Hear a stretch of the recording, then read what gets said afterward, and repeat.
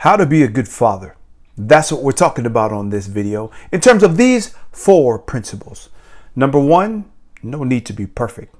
Number 2 is design your margin. Number 3 now is empower your children. And number 4, be the example. That's what we're talking about on this video. Let's go.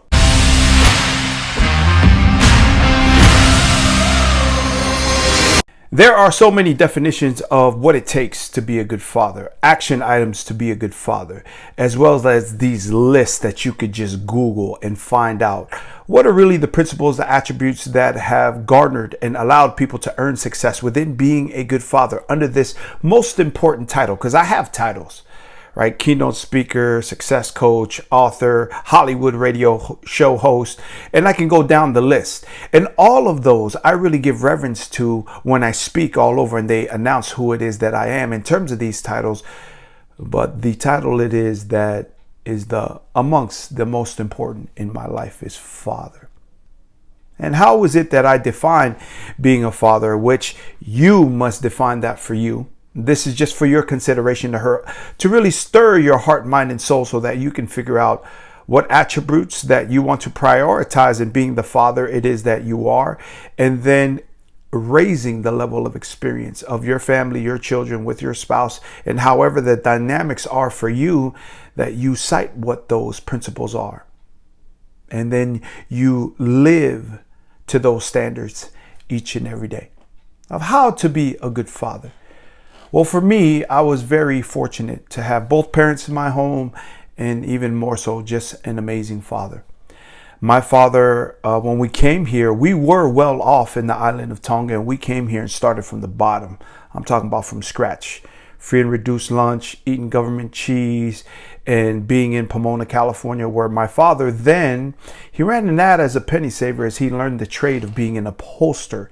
And he started Tuivai Custom Upholstery out of our garage in 1171 Pavilion Drive in Pomona, California. That then allowed him an opportunity and the vision to open a shop in Ontario, California. And we went from opening a shop to now being a mobile service, in which case I assisted where I could, but really my dad was the man with that. And that he was able to really support and be a provider for the family. My mom was a stay-at-home mom, and she was amazing at that. And together, that was their partnership for raising us as children.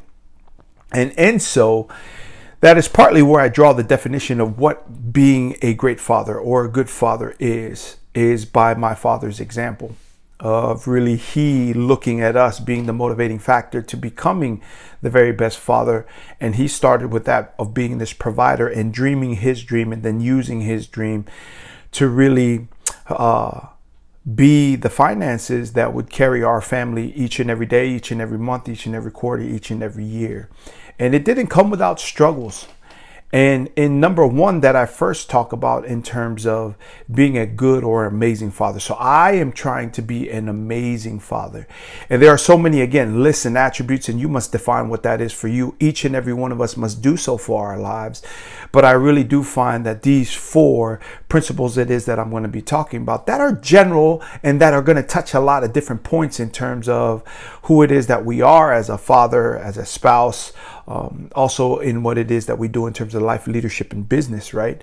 So, but it's for you just to stir your heart, mind, and soul so that you come up with the attributes and the principles that you are going to prioritize in your life as the standard, and then go out there and live that. Not only for yourself in terms of how you measure yourself, but in terms of the experience that you are going to offer and create for you and your children, and have a dynamic engagement and relationship with your children and your spouse. And these 4 aspects is first and foremost is that number 1 is no need to be perfect. You don't need to be a perfect father. It was my father that to me, I love my father, but he and I both know that there were just some things that he was not. But that's okay, because I love him anyway. And he was amazing anyway. Amazing, in fact, that he was my hero. That in terms of not being perfect it is okay to make mistakes and be wrong and fail, but fix it. If it is important to you that you give definition and meaning to your relationship as a father to your children, that you could be wrong, but fix it, get better, work to be your best, live your best life, and create that for you and your family. And in terms of being perfect, there is no need to be that. But what being a good father in my mind is that you really try and make every effort to just be your best. Also live your best life, meaning you live out your dream, which allows you to be your best and feel fulfillment. Then you could pour into your children this aspect of no need to be perfect, that you could fix it. You could be wrong and fix it and change, transform, and become a better father. Become the best father that you possibly can be. And that's number one. So write that down. There's no need to be perfect. And if it is that you do mess up, it's okay to be wrong, but fix it and work to be your best and live your best life as the father it is that you can be and you are, should you choose to fix it. And number two now is to design your margin. Each and every one of us has things we have to do to put food on the table, to pay bills, to pay the mortgage, and we have to do according to at least two things, time and money.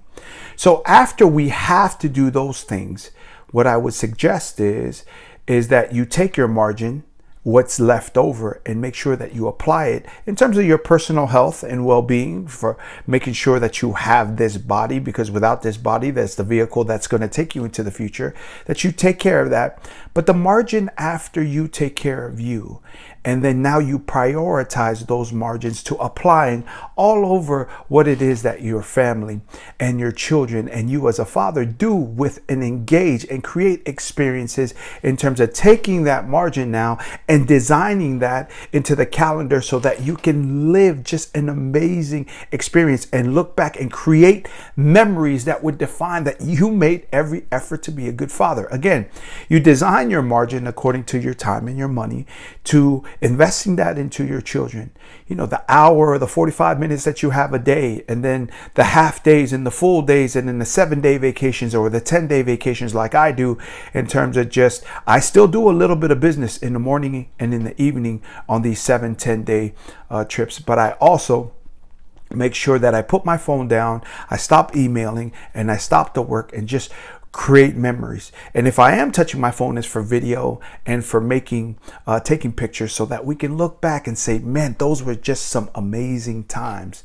So that is number two, is to now take your margin and then create and design your calendar to make sure that it reflects that you are prioritizing family and taking the margin you have to creating an experience of a lifetime with you and your children as a good father, as a great father, and as an amazing father.